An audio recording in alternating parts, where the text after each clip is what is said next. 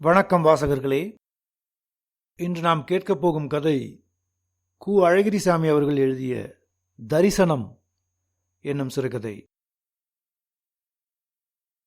மழை கொட்டு கொட்டு என்று கொட்டிக் கொண்டிருந்தது. 5 நாட்களுக்கு முன் பிடித்த மழை இன்னும் நிற்கவில்லை. வெளியே தலை காட்டவோ கால் வைக்கவோ முடியாத நிலையில் கிராமத்தில் ஒவ்வொருவரும் வீட்டோடு கிடந்தார்கள். அந்தி சந்திகளில் கூட தெருவில் மனித நடமாட்டத்தை காண முடியவில்லை. எங்கு பார்த்தாலும் ஒரே வெள்ளக்காடு. 2 வீடுகளில் பலகீனமான மண் சுவர்கள் விழுந்துவிட்டன. அன்றாட கூலி வேலை செய்து ஜீவித்து வந்த மக்கள் ஒவ்வொரு நாளையும் எப்படித்தான் கழித்தார்களோ.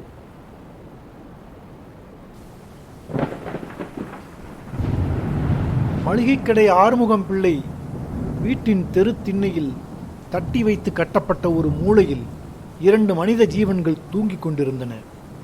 2ம் அனாதைகள். ஆனால் எங்கெங்கோ பிறந்த இந்த 2 அனாதைகளும் சந்தர்ப்ப விசித்திரத்தால் ஒரு திண்ணையில் ஒரு பாயில் படுத்து உறங்கும்படி நேர்ந்தது. அந்த இடம் முத்துப்பிள்ளையின் வாசஸ்தலம். 10 வருடங்களாக அந்த மூலையில்தான் அவர் படுத்து உறங்குகிறார். ஒருவருக்குத்தான் தாராளமாக படுத்துக்கொள்ள அங்கே இடம் உண்டு. அந்த குறுகிய பகுதியில் ஊருக்கு புதியவனான ஆண்டியப்பனும் பங்குக்கு வந்து சேர்ந்து விட்டதற்கு இந்த மழைதான் காரணம். ஆண்டியப்பன் ஏதோ ஒரு தூரத்து கிராமத்தைச் சேர்ந்தவன். வயது 13 இருக்கும். அவனுக்கு தாயும் இல்லை, தகப்பனும் இல்லை. அனாதையாக வயிற்று பிழைப்புக்கு வழி தேடி அந்த கிராமத்துக்கு வந்து சேர்ந்தான். ஒரு பெரிய வீட்டில் மாடு மேய்க்கும் வேலை கிடைத்தது. 2 நேர கஞ்சியும் 1 நேர சாதமும் தான் சம்பளம். தொழுவிலேயே உட்கார்ந்து சாப்பிட்டு விட்டு தொழுவிலேயே ஒரு மூலையில் படுத்துக்கொள்வான். அப்படியே 2-3 மாதங்கள் கழிந்தன. அப்புறம் அடைமழை பிடித்து கொண்டு விடவே தொழுவில் படுத்துக்கொள்ள முடியாமல் போய்விட்டது. மண் தரையெல்லாம் ஈரச் சதுப்பேறி பனிக்கட்டியாக குளிர்ந்தது. சுவர்களோ அதையும் விட மோசம். மாட்டையே கடித்து இரத்தத்தை உறிஞ்சும் பெரிய பெரிய கொசுக்கள் வேறு ஏகமாக பெருகி முகம், முதுகு, கைகால்கள் என்று அவன் உடம்பு முழுவதையுமே சித்திரவதை செய்து கொண்டிருந்தன. இந்த சூழ்நிலையில் போர்த்துக்கொள்ள ஒரு கந்தை கூட இல்லாமல் ஓலை பாயில் தூங்குவது எப்படி?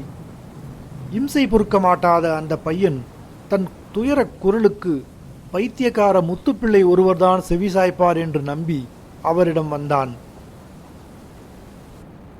தாத்தா, ராத்திரிக்கு நான் திண்ணையில் வந்து படுத்துக்கொள்ளட்டுமா என்றான். முத்துப்பிள்ளை அவன் முகத்தை பார்த்து கொண்டிருந்தாரே ஒழிய பதில் சொல்லுவதற்கு வாயை திறக்கவில்லை. ஆண்டியப்பன் மறுபடியும் தன் வேண்டுகோளை தெரிவித்தான். மொத்தம் 6 தடவைகள் அவன் வாய் திறந்து கேட்ட பிறகுதான் திண்ணையா என்றார் முத்துப்பிள்ளை. ஆமா. படுக்கவா? திண்ணையில் தானே, படுத்துக்கோயேன் என்று அனுமதி கொடுத்தார் முத்துப்பிள்ளை. அப்புறம் நீ யாரு என்று அவனை மெதுவாக விசாரித்தார்.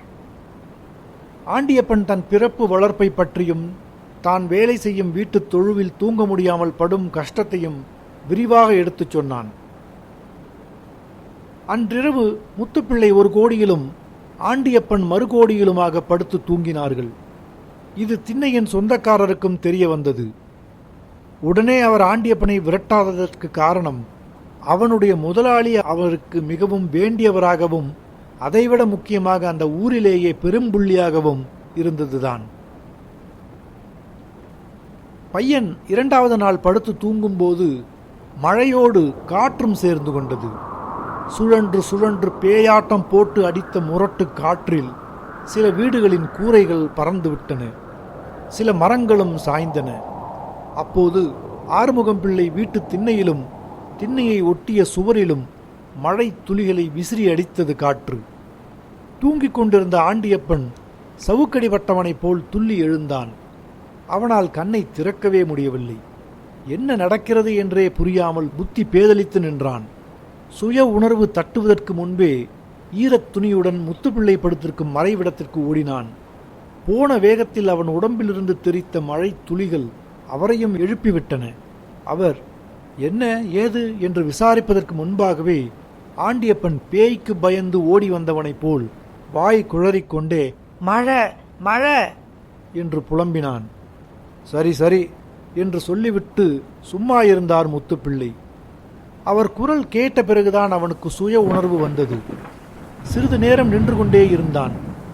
பிறகு கட்டியிருக்கும் கந்தையை பிழிந்தான். தாத்தா, ஒரு துண்டு இருந்தால் கொடுங்கள், காலையில் அதை துவைத்து கொடுத்து விடுகிறேன் என்று ஆண்டியப்பன் கேட்டான். முத்துப்பிள்ளை என்னது என்றார். ஒரு துண்டு இருக்குமா? துண்டு இல்ல, இந்தா இதை கட்டிக்கோ என்று ஒரு பழைய துணியை கொடுத்தார் கிழவர். ஆண்டியப்பன் அதை வாங்கி கட்டிக்கொண்டு அவருக்கு பக்கத்திலேயே படுத்தான். அவருடைய துப்பட்டியின் ஒரு பகுதியை தூக்கத்திலேயே எப்படியோ இழுத்து தன் உடம்பின் ஒரு பகுதியை மூடிக்கொண்டான். புயல் காற்றின் ஓலம் தொடர்ந்து கேட்டுக்கொண்டே இருந்தது. 10-15 நிமிடங்கள் கழித்து, நீ யாரு என்று முத்துப்பிள்ளை கேட்டதும் அவனுக்கு அந்த கஷ்ட நிலையிலும் சிரிப்புத்தான் வந்தது. ஊர்க்காரர்கள் இவரை பைத்தியக்கார கிழவன் என்று சொல்வதில் தப்பில்லை.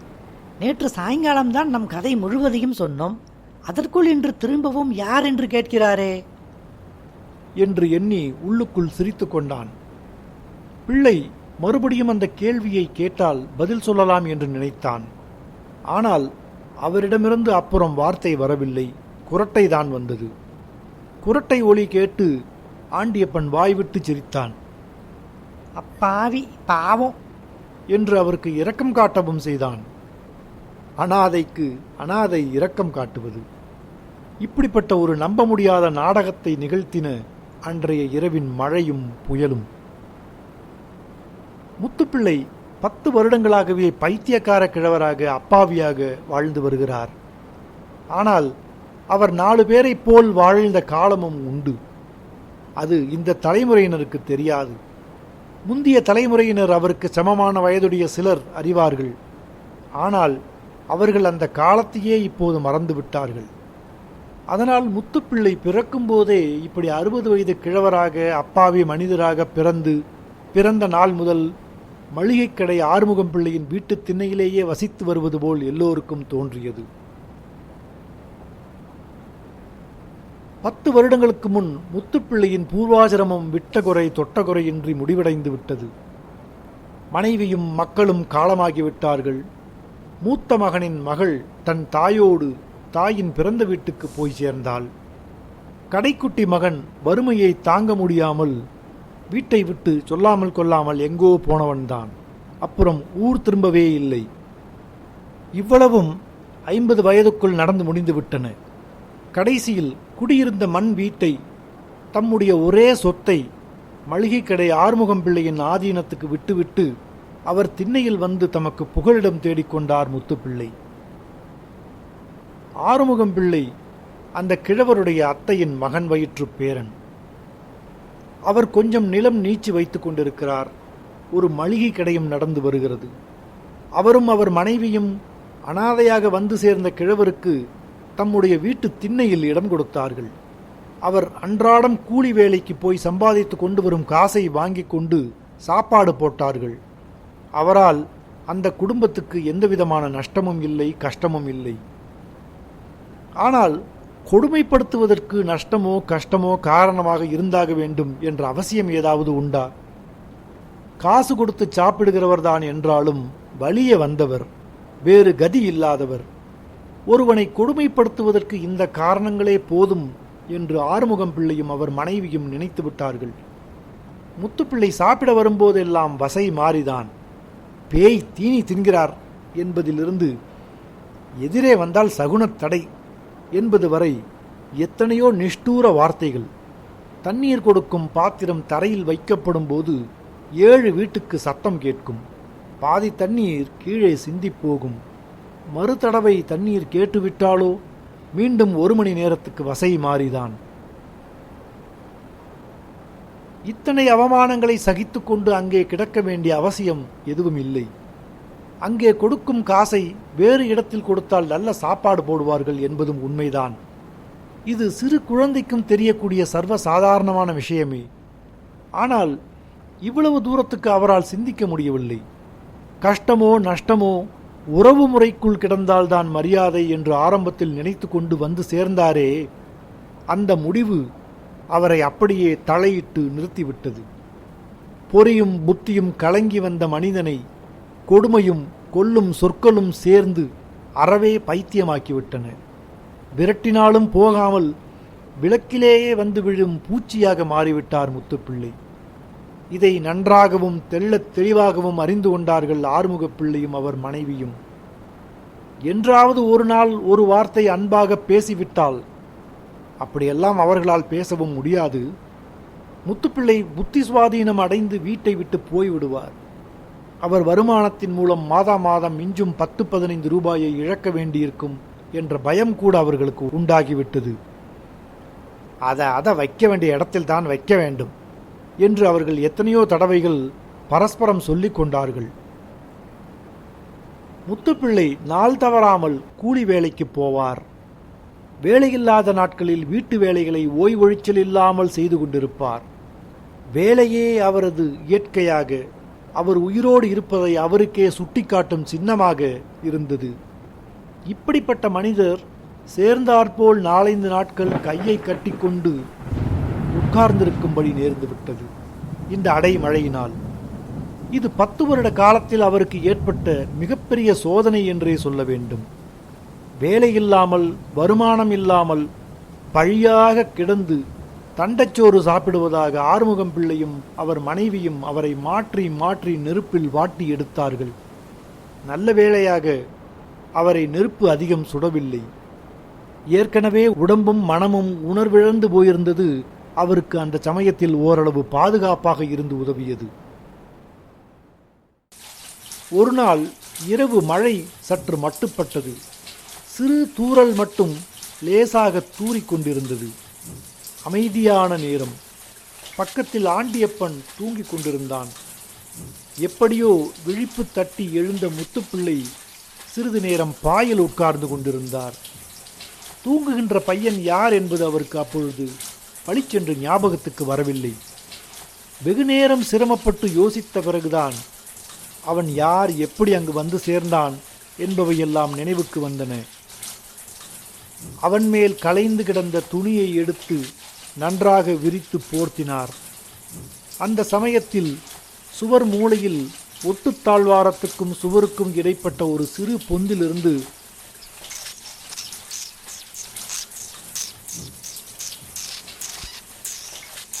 என்று குருவிக்குஞ்சுகள் கத்துவது காதில் விழுந்தது. ஒரு பெரிய குருவி பொந்திலிருந்து வெளியே வந்து சிறகடித்து பறப்பதும் திரும்பவும் பொந்துக்குள் போவதும் ஒரு நிமிஷத்தில் பழையபடியும் வெளியே வந்து வட்டமிட்டு பறப்பதுமாக இருந்தது. அந்த இருட்டு மூலையில் அது கண்ணுக்கு தெரியாவிட்டாலும் காதில் விழும் சத்தத்தை கொண்டு ஊகிக்க முடிந்தது. ஒரு சமயம் குருவி முத்துப்பிள்ளைக்கு வலதுகை புறத்தில் வெகு சமீபமாக பறந்து வந்து 5-6 இடங்களில் உட்கார்ந்து விட்டு விருட்டென்று பறந்து மேலே பொந்துக்கு போனது. முத்துப்பிள்ளை அண்ணாந்து பார்த்துவிட்டு திரும்பவும் கையை கட்டிக்கொண்டு உட்கார்ந்தார். குருவி குஞ்சுகள் தொடர்ந்து கத்திக்கொண்டே இருந்தன. கடைசியாக கிழவர் பாயில் படுத்தார். அப்புறம் அவர் தூங்கவில்லை என்பதுடன் ஒரேடியாக பெருமூச்சு விட்டு விம்மவும் தொடங்கிவிட்டார். உடம்பெல்லாம் கொதித்தது. சூழ்நிலையின் குளிர் உடம்பை தொடவில்லை. துப்பட்டியை தனியே எடுத்து ஆண்டியப்பனுக்கு போர்த்துவிட்டு வெற்றுடம்புடன் கிடந்தார். விடியும் வரையில் மழையும் ஓயவில்லை, குருவிக்குஞ்சு கத்தலும் நிற்கவில்லை. மறுநாள் இரவு சாப்பாட்டுக்காக வீட்டுக்குள்ளே போன முத்துப்பிள்ளையை, சாப்பாட்டு மணி அடித்து விட்டதா? மணி பிரகாரம் வயிற்றுக்குள் போடாவிட்டால் உயிராக போய்விடும். அப்படி போகிற உயிர் தான் போகட்டுமே, இருந்து எந்த ராஜ்யத்தை ஆளப்போகுது என்று சொல்லிக்கொண்டே வரவேற்றாள் ஆறுமுகம் பிள்ளையின் மனைவி. இந்த வரவேற்புரை பழைய பல்லவிதான். இதற்கு பயந்து கொண்டு கொஞ்ச நேரம் கழித்து போனாலோ, உமக்கு காத்திருந்து படைக்க இங்கே என்ன கட்டின பொண்டாட்டியா இருக்கிறாள், உம்முடைய முகத்தில் விழித்தாலும் ஆகாதென்று தானே அவள் காலாகாலத்தில் போய் சேர்ந்து விட்டாள் என்ற வரவேற்புரையை கேட்க வேண்டியிருக்கும். அதனால் நேரத்திலேயே போய் சாப்பாட்டுக்கு உட்கார்ந்தார் கிழவர். தட்டில் போடப்பட்ட சாதத்தில் பாதி தரையில் விழுந்தது. அவர் அதை அள்ளி நடுத்தட்டில் போட்டுக்கொண்டிருக்கும் போதே தட்டை பார்க்காமல் அவருடைய குனிந்த தலையையே வெறுப்போடு பார்த்து கொண்டிருந்த அவள் கொதிக்கிற குழம்பை அவருடைய புறங்கையில் ஊற்றிவிட்டாள். ஐயோ என்று சூடு பொறுக்காமல் கையை இழுத்தார் முத்துப்பிள்ளை. கண் என்ன அவிஞ்சா போச்சு? குழம்பு கரண்டி கூடவா கண்ணுக்கு தெரியாமல் போய்விடும் என்றாள். அடுத்த நிமிஷம், அப்படி பறக்க பறக்க வெறும் சோற்றை எடுத்து விழுங்க, நாள் பூராவும் பட்டினியா கிடந்தீர்? காலையில் ஒரு சட்டியும் மத்தியானம் ஒரு சட்டியும் கொண்டு வந்து நான் தானே கொட்டினேன் என்று சொன்னாள். அவள் அந்த பக்கம் போன பிறகு 5-6 கவளத்தை எடுத்து விழுங்கினார் முத்துப்பிள்ளை. பாதி தட்டு காலியானதும் அப்படியே எழுந்து தட்டோடு வெளியே வந்தார். இடது கையால் மடியில் இருந்த ஒரு பழைய காகிதத்தை எடுத்து அதில் மீதி இருந்த சாதத்தை கொட்டினார். தட்டை கழுவி உள்ளே கொண்டு போய் வைத்துவிட்டு வெளியே வந்தார். காகிதத்தில் இருந்த சாதத்தை பொட்டலமாக கட்டி தாம் படுக்கும் இடத்தில் மாடக்குழியில் கொண்டு போய் வைத்துவிட்டு பாயை விரித்து படுத்து கொண்டார். அப்புறம் ஆண்டியப்பனும் மழையோடு மழையாக தலையில் ஒரு துணியை போட்டுக்கொண்டு வந்து சேர்ந்தான். தாத்தா, இந்த அடமலை எப்ப தான் நிற்க போகிறது?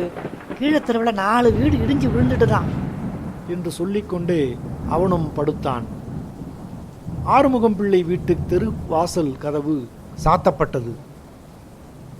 மழை இரைச்சலில் குருவி குஞ்சுகள் கத்தியது கேட்கவில்லை. தாய்க்குருவியையும் காணவில்லை. 11 மணிக்கெல்லாம் மழை சற்று நின்றது.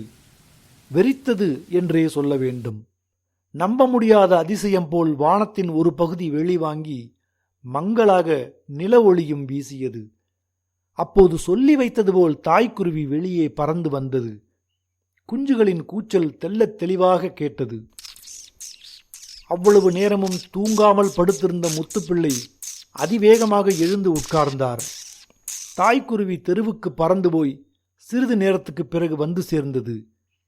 திண்ணையின் பல பகுதிகளிலும் சுவரில் 2 இடங்களிலும் பூச்சி புழுக்களை கொத்துவது போல் எதையோ கொத்தியது. அப்புறம் குஞ்சுகளிடம் சென்றது. தாயை கண்டதும் குஞ்சுகளின் கூச்சல் பெரிதாயிற்று.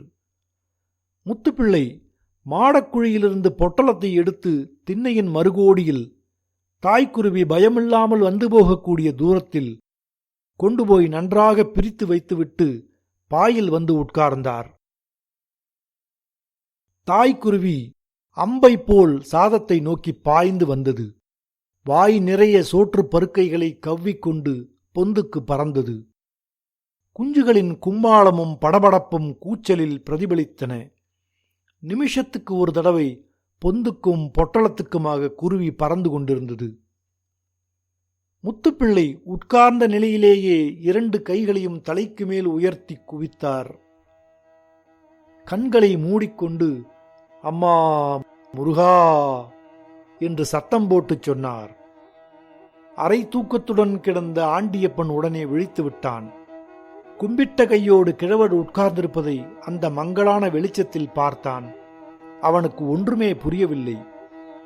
என்ன தாத்தா என்று மெதுவாக விசாரித்தான். முருகா முருகா என்று வாய்க்குள்ளேயே ஜபித்துக் கொண்டு அழுதார் முத்துப்பிள்ளை. அவருடைய தோளை பிடித்து குலுக்கி, தாத்தா ஏன் அழுகிறீங்க? என்ன சங்கதி என்று அவன் கேட்கவே, பாவம் 10 நாட்களாய் மழை, அதுதான் என்ன செய்யும் என்று பதிலளித்தார் கிழவர். எதுதான் என்ன செய்யும்? என்ன சொல்றீங்க தாத்தா? எல்லாம் பொடி பொடி குஞ்சு. அந்த தாய்க்குருவியை பாரு ஆண்டியப்பா என்றார் முத்துப்பிள்ளை. பையன் திரும்பி பார்த்தான். குருவி பறப்பது, குஞ்சுகள் கத்துவது, காகிதத்தில் சாதம் கிடப்பது. அவனுக்கு விஷயம் புரிந்துவிட்டது. கிழவர்தான் பொட்டலம் கட்டி சாதத்தை கொண்டு வந்து வைத்திருக்கிறார் என்பதையும் புரிந்து கொண்டான். ஆனால் அவர் எதற்காக கும்பிட வேண்டும்? ஏன் அழுகிறார்? அது மட்டும் அவனுக்கு புரியவில்லை. எவ்வளவோ காலத்துக்கு முன் இதே போன்று மழை பெய்து கொண்டிருந்த ஒரு இரவில்தான் திருக்கோவிலூரின் சிறுமனை ஒன்றில் குறுகலான இடைகழியில் நின்று பாட்டுக்குரிய பழையவர் 3 முதல் ஆழ்வார்கள் அந்தாதி ரூபத்தில் மெய்விளக்கேற்றி திருவிக்கிரம மூர்த்தியை தரிசித்தார்களாம். ஆனால் இங்கே இப்போது அந்தாதி விளக்கில்லை. பழைய காகிதத்தில் சிறிது சாதம்தான் கிடந்தது.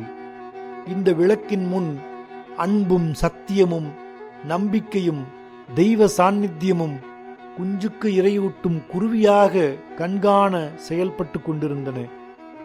இத்தனை குணங்களும் இத்தனை இயல்புகளும் இன்னும் உலகத்தில் இருக்கின்றனவா? முத்துப்பிள்ளையால் இந்த தரிசனத்தை தாங்கவே முடியவில்லை. கண்ணீர் விட்டு அழுதார். கைகளை குவித்து கும்பிட்டார்.